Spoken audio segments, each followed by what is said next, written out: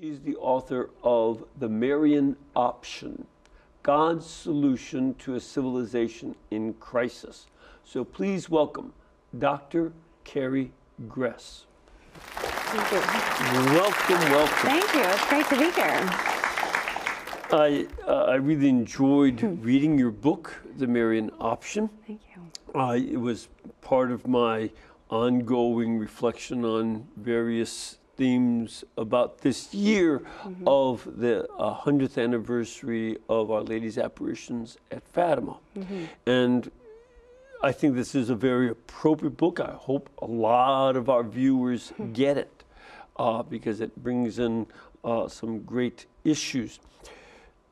Why did you choose the title though, Marian The Marian Option, right? It's kind of an unusual title. Did you want to choose title. Saint Martha or Mary Magdalene? What's the Marian Option about? The title itself started out really by the Benedict Option. This is something that has been created something of a wave in Christian circles, both Catholics and Protestants. What does that mean, though? The Benedict the Option. Benedict We're going from options to right. others. No, there's. Feel like really I'm at got kicked McDonald's. off. We've got a lot of choices here, Father.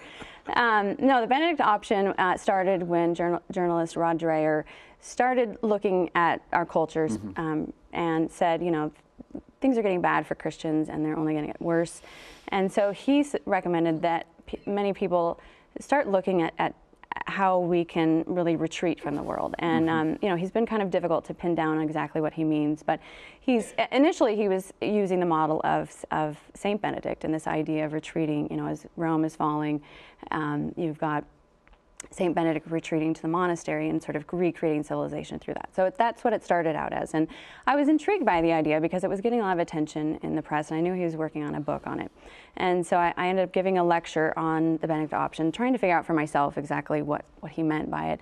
But I had also, like a year prior, written an article about John Paul II and why he was just this great example of how to deal with everything from Christian persecution to, turmoil in civilization. There are a few people, I think, that lived under persecution more than John Paul II, both with the Nazis and then, of course, with the Soviets, and it ended up really triumphing over them, helping bring down communism. And so, I had seen that his life offered us this field guide. And so I was contrasting the two of these. And everything with John Paul II, though, I kept coming back to this idea that Mary was behind all of it. There was so much, Mary's influence was really there. And then I thought about, well, what has been the biggest, evangelization where we know converts happen? Well, most likely Our Lady of Guadalupe. What about heresies? Well, Our Lady has dealt best with heresies. And I kept ticking through this list of all these things that we're struggling with in our culture and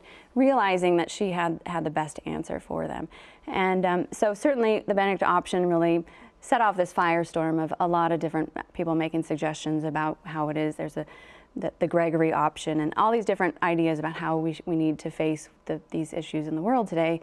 And I'm not debunking any of them, but I think the Marian Option, through the research and what I've found, really is much more fundamental than all the rest, that it's sort of as a piece underneath or more basic than all of these other options that Mary's behind. When you state, for instance, that Our Lady helps with conversions, a good example being? When she appeared to Juan Diego as Our Lady of Guadalupe in Mexico. Juan Diego himself, a Native American, who sees Our Lady who looks like he does. Right. And and is able to speak his language, his dialect, and starts an evangelization that sees the conversion of tens of millions in the Absolutely. Americas. Yeah. Far more than were lost in the Reformation in Europe were gained in the Americas. And healing that rift, too, between the Spaniards and the natives there. I think that was another piece, a really big piece of what she did during that time. Yeah, the tension, you know, a lot of the Spaniards tried to enslave some of the Native Americans, and that'll make you tense, you know, with the local folks. So by doing something that evil, there's that. But when you say heresies, how did Our Lady fight against heresies? Well, this is where St. Dominic comes in, and St. Dominic was faced with the issue of the Albigensians in southern France, and trying to gain back the Catholics there. And this is when, as tradition has it, Our Lady appeared to him and gave him the rosary, and that's what the rosary that we know today came through St. Dominic. And I think other than that story about St. Dominic, nobody really knows what an Albigensian is. You know, we don't really, it's not a problem anymore. So yeah, she's definitely been influential in that respect as well. And I would add too, at the Council of Ephesus, she was key as Saint Cyril of Alexandria, who presided over that council, you know, to undo the heresy about Christ that was taught by Nestorius. Understanding Our Lady as the Mother of God, the Theotokos, was key. And the people went, you know, enthusiastically in favor. They went to the Church of Our Lady in Ephesus, and then in Rome they built Santa Maria Maggiore, which is still there. So these are some examples, and there are others too. You know, that are the role of Our Lady. The question then would be, how does one make this Marian option? What do you do? Right. Well, this is the best thing I think about the Marian option is it's really simple. I think some of the other options require a lot of you know, moving or changing jobs or what have you. And but I think this is the best thing about Our Lady is that she, when we we can start praying the Rosary, or we can consecrate ourselves to her. But the main goal is to draw closer to her, to have a stronger relationship with her.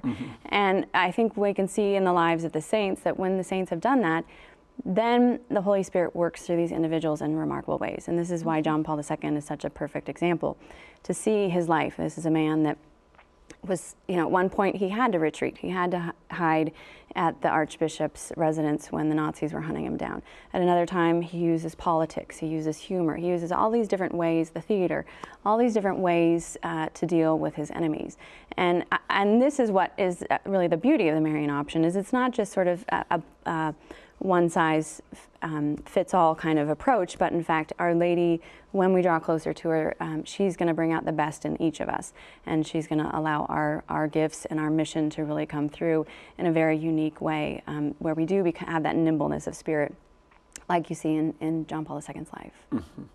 Yeah, it's one of the nice things about the, I think it's an appendix in your book, is that you give a wide variety of ways that people have traditionally come to know Our Lady. One of them, as at Fatima, Our Lady had asked everybody to pray the Rosary every day as a way to undo the evil in our culture. Right. Extremely important, and everybody should be doing that. What else do you see? What are some of the other ways? Certainly, there, like I mentioned, Marian consecration is a way to go deeper. But there are other things. How does somebody get to do that? A Marian consecration. Well, that, by and large, it follows the teachings of St. Louis de Montfort, and he offered this 33-day method whereby you can consecrate yourself to Our Lady, and I think he describes it as becoming a slave to Our Lady. It's some of the language is difficult, I think, for our time period, and so Father Michael Gately has actually offered a different book. I think it's called 33 Days to Glory. Right. Similar kind of Marian consecration, but a lot more accessible in terms of its language, and so there are many ways. I'm actually working on a children's book for Marian consecration right now, pulling in a lot of literature and different stories that children will know to help them understand Our Lady better. And to make that relationship grow stronger, because that was the one thing that just overwhelmingly came to me when I was writing this book, was just how much she wants to help us and how many different times and different ways that she has come throughout history to try and help her children. And the more that we draw closer to her, then the easier it is for her to help us.